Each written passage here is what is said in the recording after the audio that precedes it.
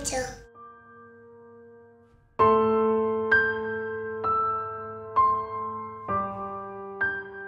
¿Quieres al tío? ¿Cuánto quieres? Mucho. Pero abrázame. A ver, ¿cuánto quieres?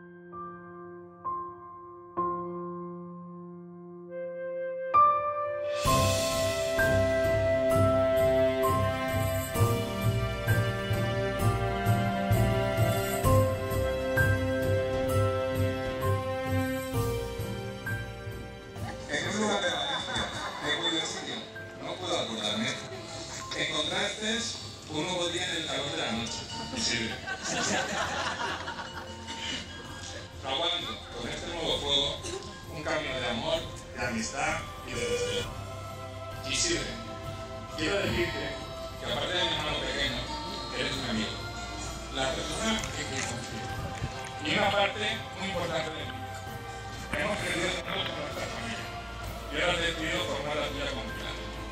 Así que, mirad, ya has convertido en mi hermano. Y nadie quiere mucho.